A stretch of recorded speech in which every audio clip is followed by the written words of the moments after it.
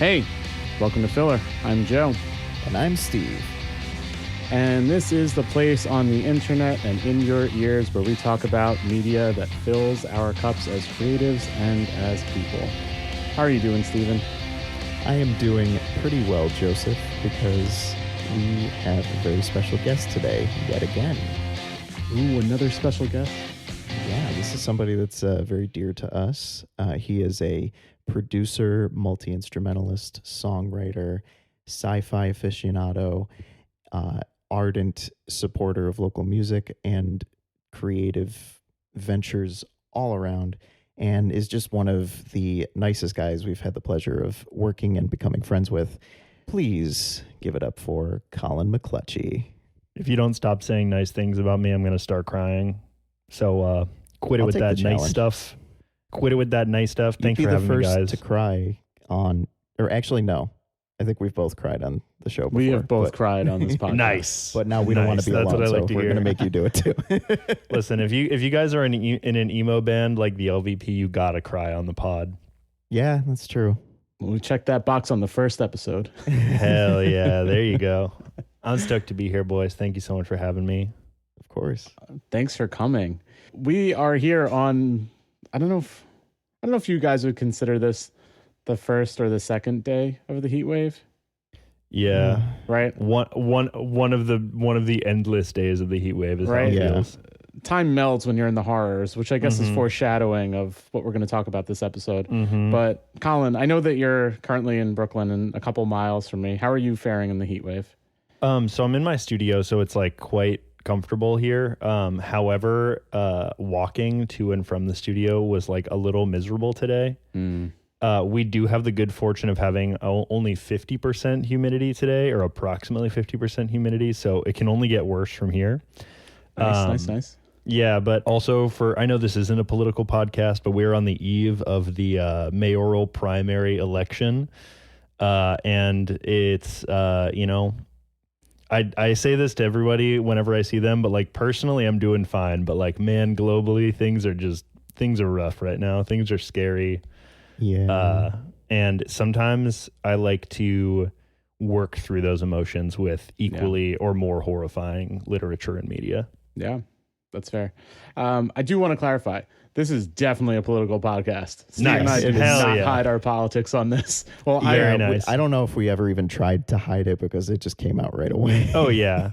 I had to go out of town early, so I voted early by mail, and I'm proud to say that I ranked Mamdani 1, Lander 2, and Cuomo nowhere. So hell happy yeah. to put that on the record. Retweet. Yeah, it's I mostly mean like this isn't a political podcast in which I'm gonna go on like a 30-minute political epithet today. However, I'm glad that we're all in agreement. My boy Mamdani, I hope he comes through. I also love you, Brad Lander. You're in my corner too, but man, if we get a Cuomo governor, I'm gonna be a sad boy. Mayor, I mean. If we get a Cuomo, we might as well have just like an AI takeover. Like, what would it matter? Right. Oh yeah, exactly. We're gonna get Elon Musk is moving to Queens, baby. Joe, I love seeing your wheels turn as you try to find the segue into the topic. Speaking of which, Speaking Collin, of AI, tell us what fills your cup that you want to talk about today. Today, I would like to talk about the horror short story by Harlan Ellison titled "I Have No Mouth and I Must Scream."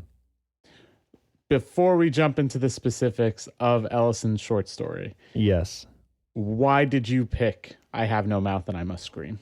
So you guys asked me if I wanted to be on the show, and as you both know, but maybe your podcast listeners don't, I am an avid reader. I read like probably like 50 books or so a year. And so I knew I wanted to talk about some piece of writing, but I didn't know how much overlap the three of us have in novels that we've read. And so I wanted to pick something that I care about and that I like a lot, but maybe you guys could engage with quickly and easily. And I mulled it over for a little bit, and then I just remembered I have no mouth and I must scream. I think because I had repressed my first reading of it because I found it so scary. And so I was like, oh my God, that's like a slam dunk. The audio, I had listened to the audiobook first, and I remember feeling so scared listening to the audiobook. I was like, oh, this is a great thing to talk about. I also feel, as we've alluded to, the book heavily centers AI. And I think that that's a really important topic to discuss like right now today. And so it just felt like such an easy win. And it was also a good reason for me to revisit this piece of text that I hate so much. So that's why I chose it. I think, when I say it fills my cup with dread. Nice. Yeah. Mm-hmm. Fortunately, this is not a show that necessarily has to fill cups. Nice. Positivity. Nice. Yeah, with I guess happiness and butterflies. That, huh? Yeah. But the thing I want to point out before we get too deep into this is that it was published in 1967. Mm-hmm. And so I think one of the sort of issues that happens when you read or listen to or watch older pieces of media that center AI or technology is that when you live in a world that has those technologies to one degree or another, it kind of becomes like, it's kind of like you realize how much more mundane the horrors we live in today are. And while this one kind of highlights the mundanity of it to some degree, I think it also has like the staying power of other sort of like sci-fi from the era. Whereas if you've read Neuromancer, either of you have read that book, I find that AI reads really, it feels old. Like it kind of feels like your grandma explaining Facebook to you. You know what I mean? Whereas this kind of has like enough cosmic horror in it to make it feel less like that, I guess, if that makes sense. Yeah, I think about this a lot with books like 1984 and Fahrenheit 451 and Brave New World, like how they're taking these swings on the tech that's going to be in the future. And even if it doesn't end up being completely accurate, something about the root of it can still ring true. Like 451, especially with the fireman's wife having the walls of TVs around her all the time. Right. It's basically like us being on our phones all the time. Like we are always inundated with information all the time. And even though that's not the form of technology that it took, the message is still there. And I definitely get that from listening to this story. So yeah, I see what you mean. Yeah. And to that point too, I guess spoiler warning. Do we even need to do that if we're talking about like a 60-year-old short story? I think we're good. I read somewhere a while ago that 5 years is the moratorium on spoilers. I think we're cool. We're safe. Sweet. We're well past that. We're like in Lord of the Rings territory where like we can just talk about how he dies at the end. So wait, I never read Return of the King. Wait a second. Hold on just a second. So the premise of the AI is that it was built sort of it was built during the Cold War. The Cold War ramped up into World War III, and it sort of was a war between the United States, the Soviet Union, and China. And each country had its own AI because military action became so complicated because they were fighting on so many fronts that generals couldn't conceive of how to like properly fight those wars, which I think is funny in a number of ways. But the first way that I think is funny is like how ludicrous it is that we are committing such evil against other people and we can't even figure out how to be more evil than the other person and like kill more people than the other people. Like that is just like darkly comedically terrible, you know? Yeah. But then also when there is like evidence that people in the military are using AI to like write memos and stuff like that, and also there's like evidence of like legislators using AI to write legislation. This feels like it was written in 1967, but like in some small way we do have generals using AI to like create plans, which is also like you couldn't even put like your humanity into the way you're killing people. Like that's how inhumane it is, but also like how separate sort of we are from the violence, like we're all watching things happen with our phone too. And not to get too topical, but right now we're in the middle of Trump circumventing Congress to go to war with Iran on Israel's behalf. And there's like evidence that the press releases that they're putting out are basically word for word what they said about Iraq in 2003. Yeah. And it's all like, it's just swapping out the word weapon of mass destruction for nuclear weapon.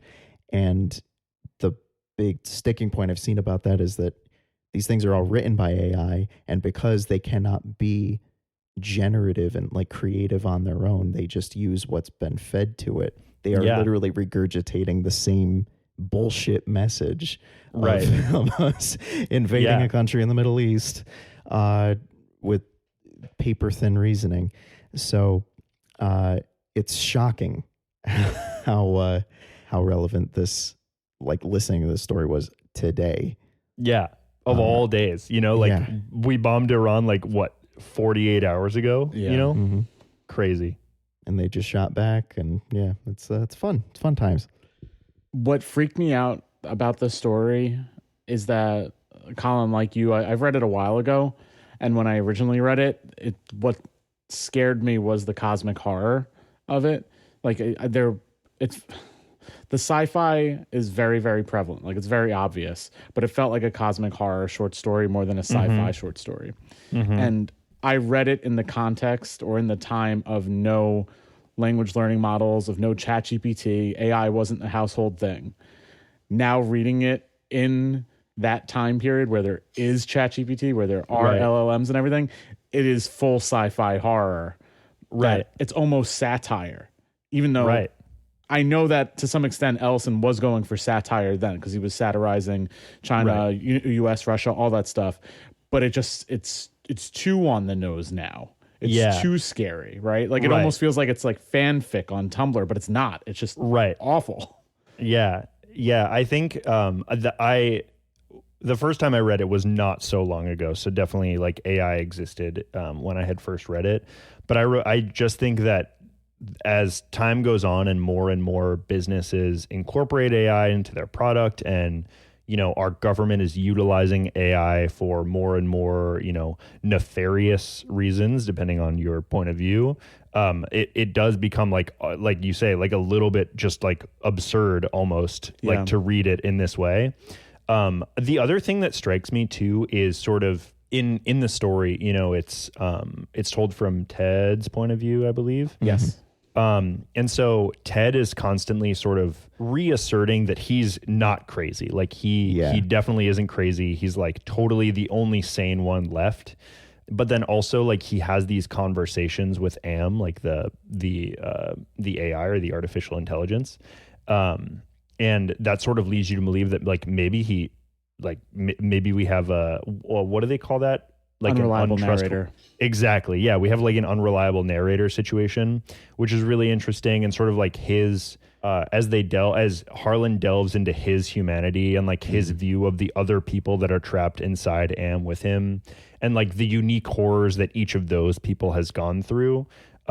Trigger warnings for like basically everything with this book, like racism, misogyny, like violence, rape, etc. But I found that all really interesting. And then I was listening just before the show, I was listening to an interview with Harlan. And if you guys didn't know, there's a video game for I Have No Mouth. And the video game delves into the backstories of each of the characters a little bit. I haven't read too much about that specifically, but one of the things he mentions is that in the game, and I think he tried to portray this in the book, is that the AI was developed by the military industrial complex, right? And so part of the evil of the military industrial complex is within it. And so there is something so inhuman about Am, but also so deeply human because it is just regurgitating the things that the pieces of the humans that created it. Yes. So like, for instance, there's a lot of sort of like facsimiles of like like gods in the books, or like or like famous interactions with gods in the books. So like, for example, there's a scene where they talk to Am via a burning bush, which is a passage from the Old Testament. And there's yeah, exactly, like Moses, exactly. And then there's the lightning bird who like creates the storm that they are in like the first quarter of the novel or the short story.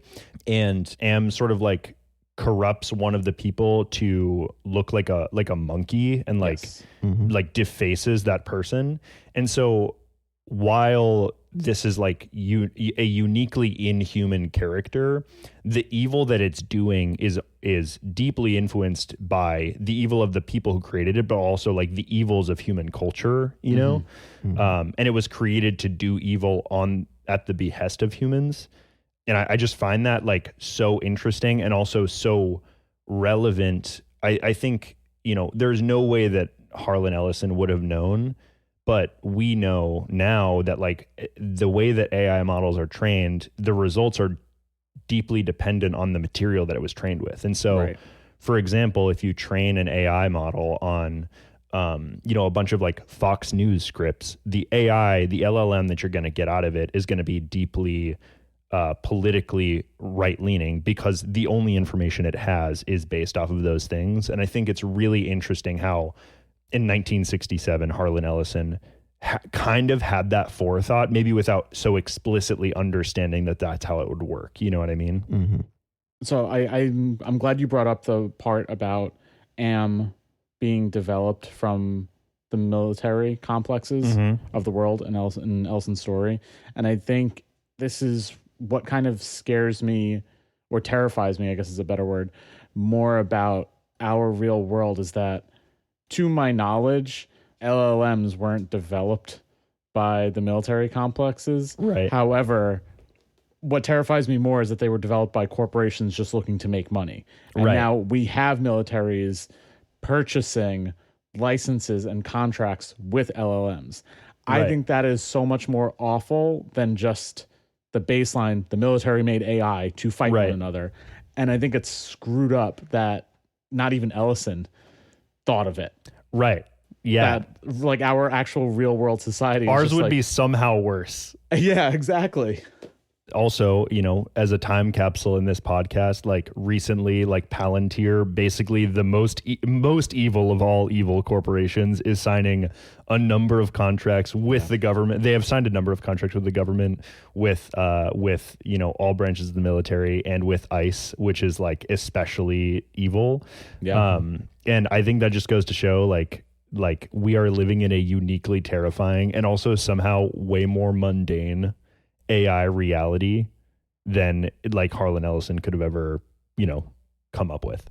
Yeah. There's I guess it's a joke, but it's very dark humor, very black humor that I've seen on social media, that we're living in the most boring dystopia possible. Yeah. That there's all these little things that make it so much worse and awful and horrible, but they're all kind of just like right. Like it's like, not even a fun dystopia. Right. Yeah. Like instead of the Hunger Games where like we have like kids fighting each other, we have like a firm where you can pay for like, you know, you can pay for like a bag that'll put you in like basically a payday loan amount of debt for the rest of your life, you know? Right. Very cool and fun. You know, I love it here. So before Steve floats off into the orbit, because I'm looking at him, let's go over the plot and let's keep him grounded and away from the belly of Am. Yeah, away from the belly of the beast. So you said Ted is our narrator. Yeah. And he goes up against Am. And we also have the other humans that are in Am as well. I think the 4 others. Right? So what is their main goal in this story? What's driving them? Because it's pretty nihilistic. They need something to do, right? Yeah. So at the very beginning, we open on a character whose name is not Nimdok, but has been renamed to being named Nimdok by Am, hanging by his heel from the ceiling.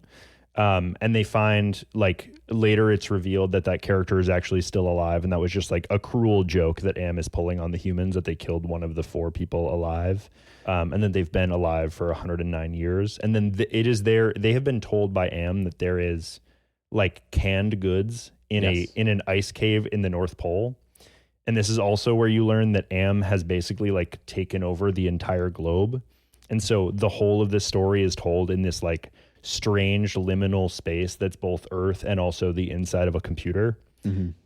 And that was one of the things that I loved so much on the reread, was sort of like thinking about more the spatiality of the book, you know, like the way they describe like there are like different regions that they walk through, and one of them is just like kind of like dead computers everywhere, like laid waste everywhere that Am has set aside.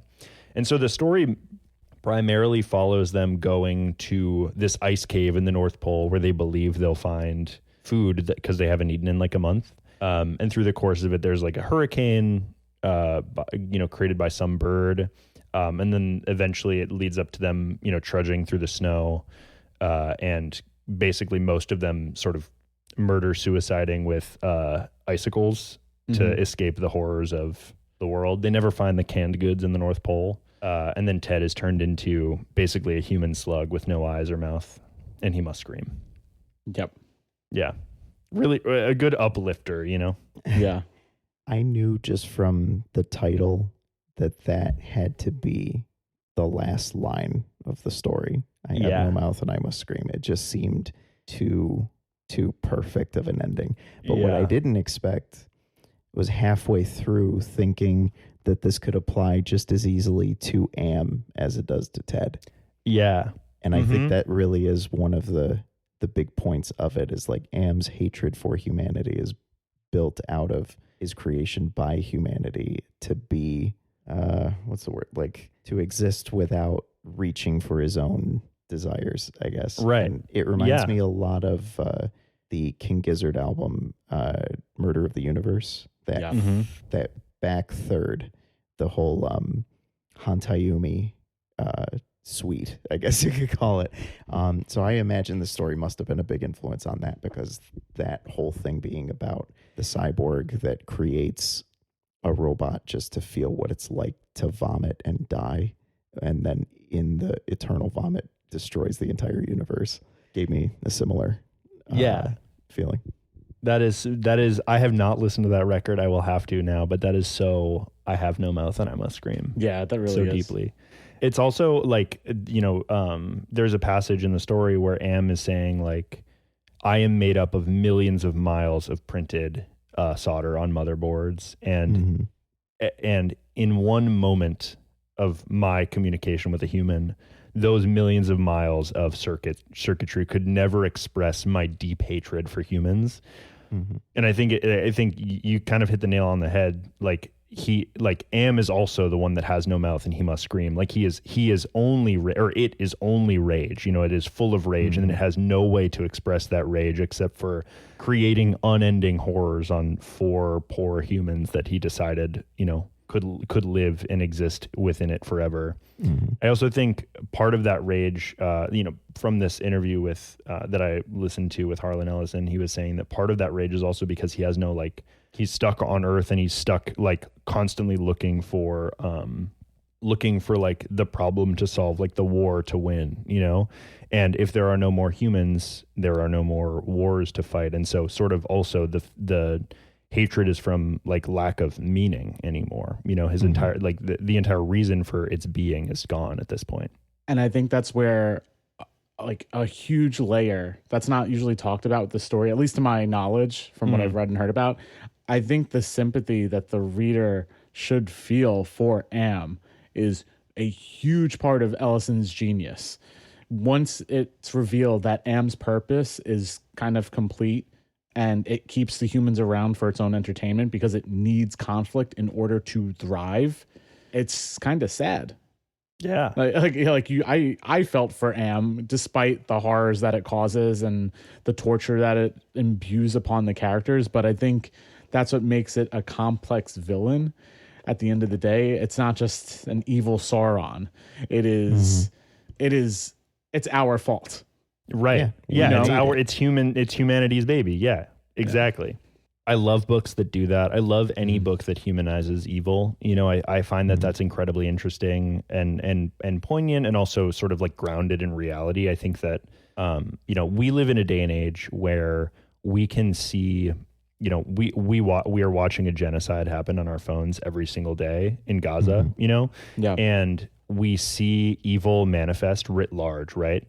And the truth of the matter is that the people carrying out that genocide are human beings, and they are made of the same stuff as us. And there is, in the grand scheme of things, very little different from us than those people. And I think that this book kind of, creates that dichotomy in a way as well, where like Am is somewhat human because it contains a piece of us. And part of the reason that Am, the reason that Am is so evil is because we are evil, and there is evil within us, within our people. And any book that can explore that to like a deep degree, I think is, that's always high on my list. You brought up something interesting about Ted being the only one who thinks he's sane, because he's the unreliable narrator. He gives the examples of what everybody else in the party has been through and how they've changed since Am took over their lives and made them the last survivors on Earth. But I'm so glad that you told us to listen to the audiobook version, because Harlan Ellison puts his everything into that performance. Yes. Because not only does he know how it's supposed to be delivered because he wrote it, but he can do it well. And when you listen to him speaking as Ted, you do not think this guy is sane. He sounds fucking nuts. Okay. And it's all the more like great to show that sometimes you don't know when you're losing it. Right. Yeah, exactly. In the same way, I got to push back. I'm going full English teacher mode. Let's do this. Okay. All right, let's go. In the same way that I feel sympathy for Am, because Am is the monster to our Frankenstein, the Pinocchio to our Geppetto. I don't know how not sane Ted is, because this is one of those situations that are so out there and so crazy that being insane is an appropriate response. Right. You know what I mean? So I agree with you on the tone that Ellison puts on Ted makes it incredible. You see him unravel as it goes. And we have to link the audio book to this in the podcast so people can listen and hear along. But by the end of it, upon Ted's being transformed by Am into that blob, he's not insane. He's talking very calmly. He understands where he is. He understands his circumstances. When he was murdering everyone, which was essentially saving everyone and releasing them from the hell that Am has him in, that was a sane move. Yeah. I think, if anything, Ted starts insane. Right. And as the story progresses, he becomes more sane because he realizes how awful his circumstances are and that the only way out is death. Yeah. I would agree with that. My only point sort of in the contrary would be that I don't think that Ted was sane until he became like the blob Ted at the end. I think he is insane, and his moment of sanity is when he is like, when those, I think like he describes the stalactites falling from the ceiling. I think that was his moment of sanity. Like that moment of like seeing, was it Benny that was like eating Gorister's face in that moment? Yeah. Like seeing Benny eating Gorister's face and seeing the stalactites fall into the snow, I think was the moment of clarity that we get. And then later, like at the closing monologue of the book is him explaining how he can remember the way each of them died. He is haunted by seeing Ellen's face when he killed her. I think that is the sane part sort of coming back. But earlier in the book, when he's like talking about how Am has set all of the other people against him, and they're all like somehow working against him, and they know something that he doesn't know, is like, to me, shows that like some deep insanity or like paranoia. Paranoia. Despite the fact, like, one would hope that in that situation there would be a coming together of people against like a great evil, whereas clearly like Am has done something to make that sort of dynamic unravel, both to each of them individually but also to them as a group, to make sure they couldn't sort of coalesce into like a revolutionary force against him. that ending though, where he is sane and he is like, I remember doing all of this, is like so terrible.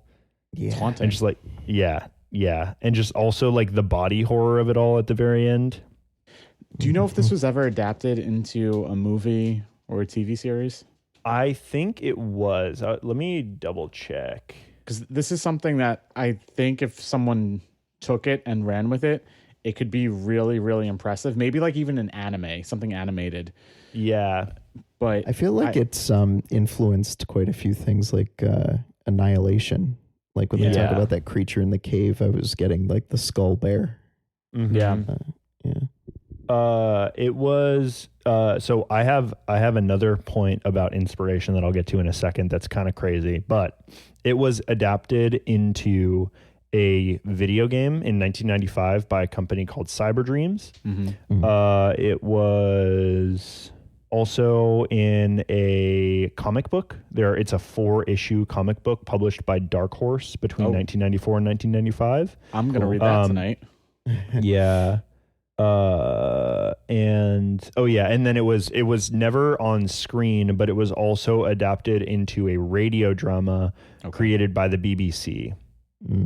And Harlan Ellison plays Am, and an actor named David Soul plays Ted. I'm not familiar with David Soul. Oh, interesting. Yeah. I can see this being a podcast audio drama kind of thing very, very easily. Yeah. Ellison does it himself mostly in that audiobook. The other bit that I want to get to as it relates to the real world, are you guys familiar with Zizians? No. Or rationalists? Do those words mean anything to you?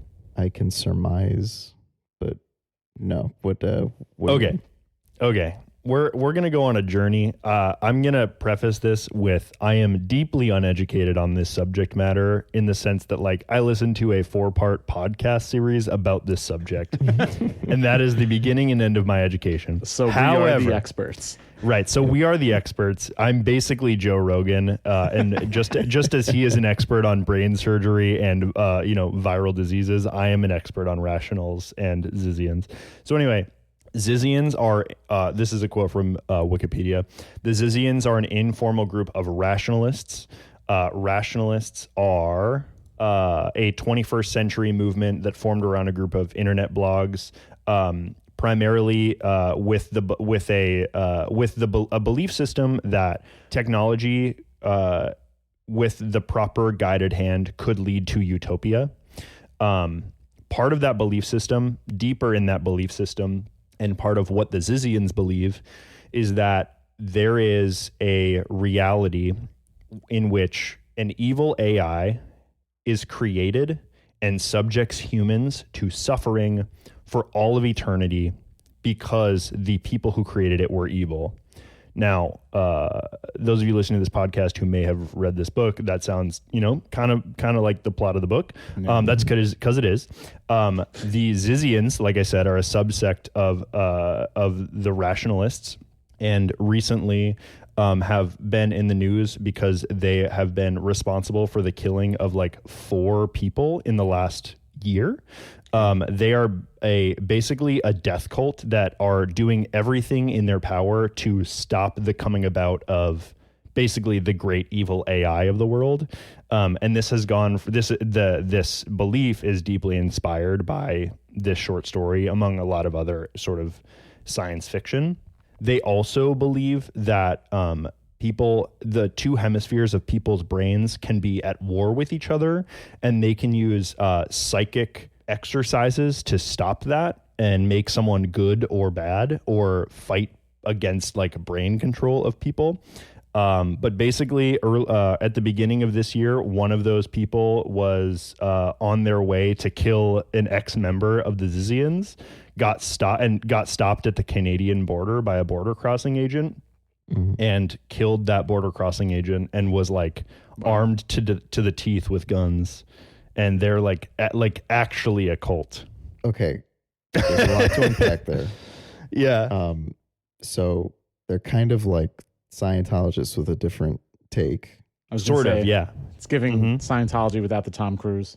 Yeah. Without like the sci-fi that's about nothing and is insane and is actually based in something right. good and possible. Yeah. So what the fuck was I going to say? There was so much there. I think that's an accurate response to everything Colin just said too. I listened to this. I'll plug the show. It's called Behind the Bastards. They do a lot of really interesting deep dives into like terrible people from history. And they did a 4-part season, 4-part series earlier this year about the Zizians. I highly recommend anyone interested listens to that.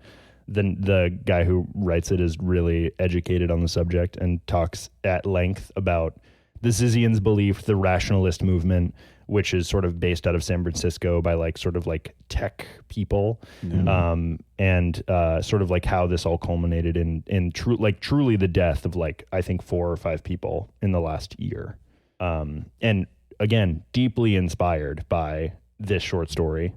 My question to you guys is, what are you going to do to stop the coming about of the great evil AI that will hold us all in its bowels and consume us and torture us to the end of the earth? I don't know, kill myself, nobody else. Amen, brother. That's what the story kind of says. Yeah, it does. If that should be your inspiration, I guess, if you're going to look at the nihilistic take that this is inevitable, there really is no other way out.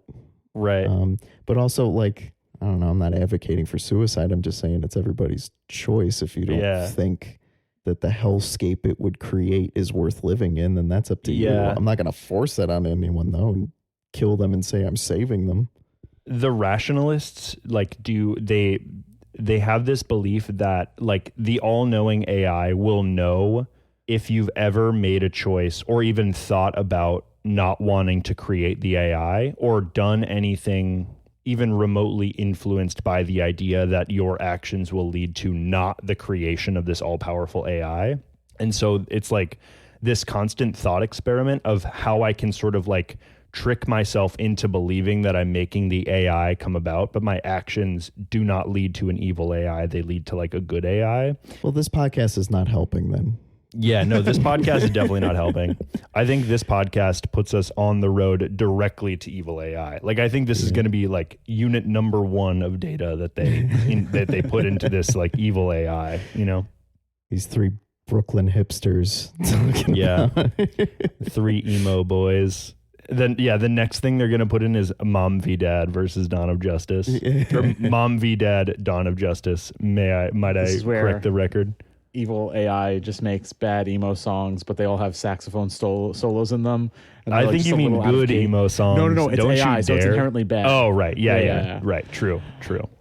Which is actually, I think, it's not a reading I'm taking from the story, but it is something that I would say and something that I do say to my students currently when AI comes up in the conversation of using it in the classroom and using it for assignments and everything. I think the only way to combat AI is to make things by yourself. Mm-hmm. Yeah. And I don't think it is necessarily to, like, obviously you shouldn't use it. It's becoming more and more ingrained in society and in work and in culture that it's hard to do that. But I think instead of just killing yourself, like Ellison is saying, and murdering your friends so that they can avoid terrible, torturous fates by an AI that's just been driven to sadness and madness, I think by making things that just clearly show when an AI, quote unquote, creates something, it's just a baser copy of what any human can do. That's what you have to do to combat it. Yes.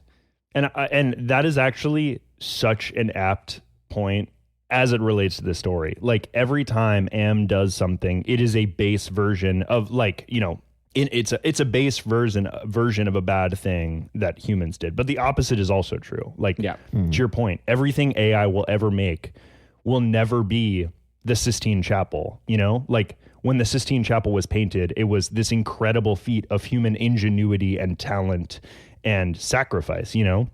And the only thing AI can ever do is just do that again. And that's no longer interesting because a human already did it, you know? The only thing we can do to fight against the evil AI is create beautiful emo music with sax solos in it, you know? So what do you say in response to the growing and worrying trends of people that don't care if anything's new? Like, for example, like, let's say the entire month of December, and Hallmark releases a brand new Christmas movie every single day, and they're all the exact same thing. Right. With the same poster. They all look like they're AI generated already. Right. No one would ever know that a human didn't make that, and it has a growing audience. What do you say for the, I guess the culture war is not the right way to say it, but it kind of is, like, but it's like the war of culture. The war of culture to push boundaries and still make things as people care less, and as AI grows in its ability to mimic things. Right. So 2 things. 1, don't believe everything that companies tell you. Mm-hmm. I say this because I think AI companies have a vested interest in telling you their AI is really good. Why? Because they earn money when people use their AI. Yeah. We have seen that AI can make very convincing videos of things happening, but they aren't perfect. And also, to that point, there was that phase like earlier this year and at the end of last year where everyone was making like AI Studio Ghibli stuff. Yeah. And now tons of AI imagery has this weird yellow overlay. Like everything is kind of yellow and vintage looking. And that is because people were creating Studio Ghibli stuff where the AI started sort of self-teaching to make all imagery yellow. Wow. I say this to point out that AI is inherently flawed, and the creators of AI will never say the truth of that. Sort of, it's sort of in the same way where like Mark Zuckerberg will never tell you that like Facebook is the reason why society is so bad right now, but we can all agree that like Facebook is demonstrably a reason why society is in the way it is right now. The second thing I'll say, people always talk about how black and white movies are far superior to modern movies. There's all these film folks are like, oh, black and white movies were so much better back in the day. Shooting in black and white is so good. But what people forget is that film degrades over time. And if a film is bad, no one is going to spend the time or money to make that film last long term. Yes. And so the reason why black and white films are so good, why people still talk about like Casablanca, you know what I mean? Or Citizen Kane, is because those films were so good that people spent time and money over generations to ensure that that film still existed. Yes. There is art being created now that in 100 years, people will still give a shit about. That art will not be AI generated because it won't be new. It won't be unique. And certainly there will be people who consume that art, just as there were people who consumed the shitty black and white films that came out in, in the 1860s or whatever, that no one bothered to preserve. Right. They are not good enough to preserve. And, certainly preservation is a lot different today than it was in the early days of film. But with the volume of art that is created every day by actual people, inevitably data gets lost or forgotten. And true art that people care about stands the test of time. And so I think all of us should be worried about AI. I think that AI does a lot of really bad things. But what I'm not worried about is AI taking away creativity. What I am worried about is AI using resources that we desperately need and burning our planet up. Yeah, that was a perfect answer. Thanks. I loved every second of that. I think about it a lot. Yeah. I think that... So. Yeah, you were ready to go with that one. Yeah, I just feel that like as a musician, I see like YouTube has a new feature where you can like generate music for your video. And like, frankly, that music is bad, like I'll also put it this way. Like people talk about TikTok musicians a lot and TikTok music. And we're sort of in this era of pop music. And like, it's definitely touched all forms of music where everyone is looking for that viral, like 12 seconds of a song, like that hook that's going to get everyone involved. And we have all had the experience of seeing a song on TikTok that's really good in the TikTok. And then you listen to the song and the rest of the song is just like hot garbage, right? Like the verses are trash. They're like incredibly uninspired. And I think that even for people who are not musicians, you can tell when art is uninspired. I think that's a big part of the reason why, like, you know, one hit wonders exist, and why like people who are industry plants don't end up staying around for a long time, because their music is uninspired. And that's why we have people like, you know, name names, like, right. Yeah. Name names. That's why we have like these artists who have lasted a lifetime, because their music is inspired. And it's not just musicians who know that their music is inspired. It's people, and people have a good bullshit meter. You know, despite what, you know, the news media would lead you to believe, I think people like can tell when art comes from the heart and when it like just truly doesn't. And I think that AI, like by virtue of the fact that it's made by a machine, like AI, like art or generated imagery or sound can never come from the heart. And so I think people know that when they hear it, and they, you know, certainly some people will consume it, but it's not going to be around for our kids, you know? Yeah. This conversation is helpful for me as a person who creates stuff on the internet. Yeah. Because it makes me think about the terminology of art and content. And we haven't really used content yet in this conversation. But I think, because you just said like AI quote unquote created art, I don't think anything AI can make is considered art. Yes. However, I think it is considered media. I think it is considered content, which is what I really bristle with when I am making stuff, as I've said to Steve so many times, like on social media, making a reel, making posts, making whatever. It's just going to go out there into the ether, and it's just this extra thing that no one really cares about. I think that's what anything AI makes, no matter how long you spend putting in prompts and making it as perfect as you can, you know? Right. Yeah. I 100% agree. I really hate the idea of content. I obviously have an online presence as a musician, and like, to call a spade, I owe a lot of my recent successes as a musician to TikTok, you know, and Instagram. And I've gained like a small but relatively powerful for me following on both of those platforms by making like content, like videos, right? But I think the difference to me is not to, you know, talk like as if I'm like, you know, reinventing the wheel here, I'm so incredible. But I think that the difference to me is like, when I make a video, video is not an art that I engage with, right? Like I love watching films, couldn't tell you how to use a camera, don't really care about the different kinds of shooting. You know, I don't know how to write a script, couldn't care less about writing a script. What I do care about is making music.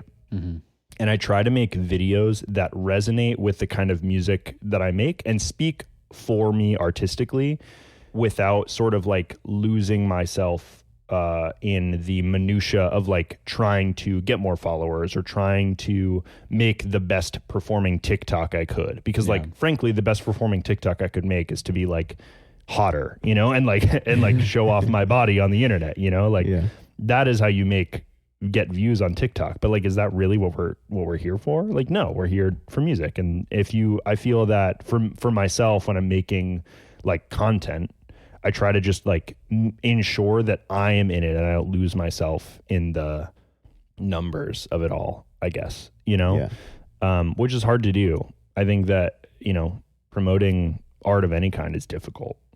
Yeah. Which is why, frankly, Steve, to bring it back to your point about like Hallmark movies and all that, I don't think there's really any concern there, because that's ultimately content. That's not really art. Yeah, that's true. You know, also like name one Hallmark movie. Anyone? Trying to think of the one with Will Ferrell, but can't place it. Is he in one? He is in one, and he plays it so straight, it's absurd. I gotta watch it. Jesus Christ! How much do you think they paid him for that? Right? I don't know how. Yeah, honestly, I can imagine him doing it for the bit.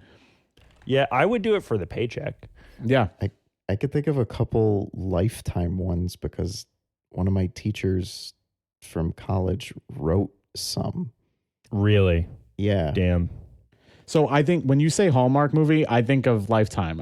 I think of like, I don't even think of like made for TV movies like when we were growing up and prior to that, because I think there was an effort to make some sort of art in that. It was just way more low budget and way more casting of a wide net for the audience and for commercials to make money, because Right. it wasn't a movie in theaters, right? Whereas Right. nowadays it's just like it's crap going on Netflix because it's the holidays and they want you to feel Right. some type of way to manipulate you. Right. Yeah, I think that I like to my point, or like can you guys name a Lifetime movie? No. Yeah, A Very Nutty Christmas. Can you name a second Lifetime movie? Something hotel. I'm trying to think of the ones they wrote. Like I was gonna say, can you Okay. name a Lifetime movie that you're not connected to by a couple degrees of separation? no. Yeah, You did it, this is what I Collin. mean. You know, it's like Yeah. it's like you know, it's uninspired. You know, and that's not to say it doesn't have value. I think that you know, art is not necessarily just, and media is not necessarily just to speak some like deep truth into the world, right? Like, you know, I don't really care for any of the recent Marvel movies, but I think that some of them are awesome, and I like had a really good time watching them. Did they mean anything to me emotionally? Did I take away anything from them that like foundationally changed my life? No. Were they awesome, and was I happy to pay the like $20 movie ticket? Absolutely, and I'd probably watch them again. You know, like there's nothing wrong with content movies, but I also don't think that like, again, like 100 years from now, people are going to talk about the AI generated Hallmark movies that, you know, we watched on TV with like in an awkward family Christmas party in, you know, 2025, you know, like Yeah. we're not gonna be showing that. I'm going to be showing Elf, you know, or like Klaus. Yeah. If you guys have seen that movie, like I'm going to be showing that to like my kids' kids. Mm-hmm. Yeah. Anyway, AI is evil and we should abolish it. Yeah. That's an excellent final thought to leave off Thanks. on. I have no mouth and I must scream. Aside Yeah. from AI and reading, you make music. I do. Yeah. What's your name? What's your music name? I primarily make music as Behold. That's BE/HOLD. I'm most known on the internet for playing banjo over synthesizer. I put out a record earlier this year called Where They Landed, which is my take on what a sci-fi horror film would sound like if it was set in Appalachia, sort of like if Tucker and Dale versus Evil and Arrival were kind of mashed together, you know? Yeah. I also run a recording studio, and I've worked with these two beautiful boys called Sword and Dagger Audio in East Williamsburg, where I make primarily rock records, but records of any kind as a producer and audio engineer. And sometimes I play in a band called In Contrast, which is an emo band. Not really that much, mostly because I just don't really have time for it. But yeah, that's what I do. That's what I'm here for. And I read too many books. I wanted to ask about your moniker, Behold. Where did you get it from? Or like, what's the origin of it?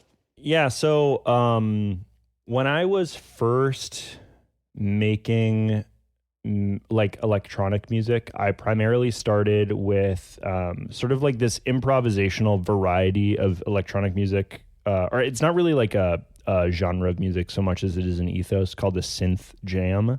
Mm-hmm. If you go on YouTube and search for synth jams, basically it's typically one person with a number of synthesizers and maybe a couple sequencers, which are you know, pieces of technology that make synthesizers make specific notes in specific orders, and sort of using those to improvise pieces of music. And so I was living in Greenpoint at the time with my friend Elliot.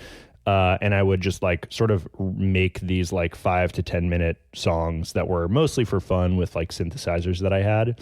And then at the time I was playing a ton of tabletop role playing games. Namely, I was playing Dungeons and Dragons 5th edition. And Elliot and I were talking, and we both love tabletop games. And he was like, you should write music like for tabletop games, like as background music. And I was like, that is such a good idea. Maybe I'll do that eventually, but that's cool.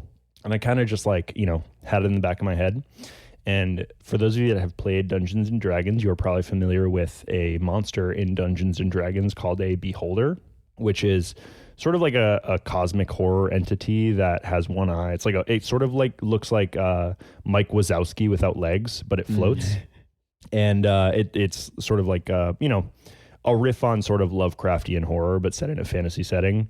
And I always thought they were like kind of cool and interesting. And I love Lovecraftian horror, despite the racism. I'm always anti-racist, but he was cooking on some of that stuff, on some of the monsters. I mean, I really liked that. And I knew that I wanted to write sort of like fantasy music that was deeply synthetic. And in computer science and on computers, backslashes are used a lot, namely to like delineate like file structures. So like your file will be like /documents/text documents, so on and so forth, to show like a file structure. And I kind of just like put those two ideas together. I liked the idea of having a moniker that wasn't specifically fantasy or specifically sci-fi. I thought that behold is a good word. It's also sort of like ominous in a way, and that's kind of like the character I wanted to elicit was sort of like the ring wraith kind of vibe, or like the Lich King.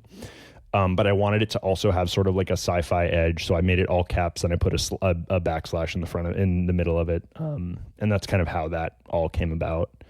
And the real impetus for it becoming a real thing was my friend Brian asked me to write some music for his podcast called My First Dungeon in like 2023. And I was like, oh damn, I guess I'm like doing it now. Like, I guess this is now is the time. And so I kind of I wrote this like 7-song score or 6-song score for that podcast. And here we are like 3 years later, and I've written like 5 or 6 records for a few different podcasts and short films and games. And yeah.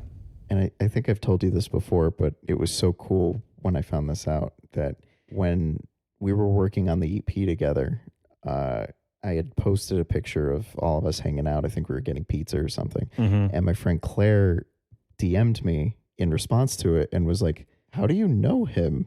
And I was like, he's producing our EP. How do you know him? And she was like, I'm a fan, like from his podcast, so like D&D weird. podcast music. And I was like, oh, damn, I got to tell him that immediately. Yeah. I gotta be honest. Like that is still such a weird thing for me.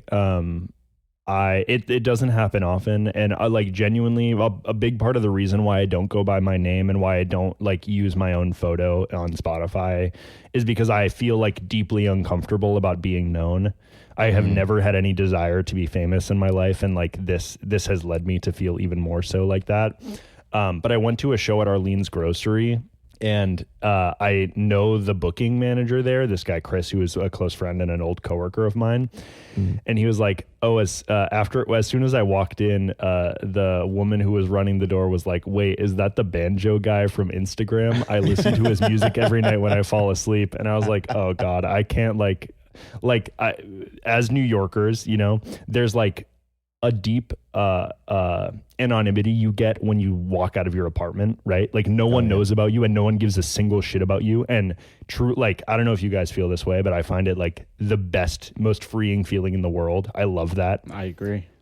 It's incredible. The one of the guys from that Instagram band, Ray Bull, lives somewhere near me because I've seen him walking his dog like a couple times. And every time I see him, I'm like, yeah, that's him.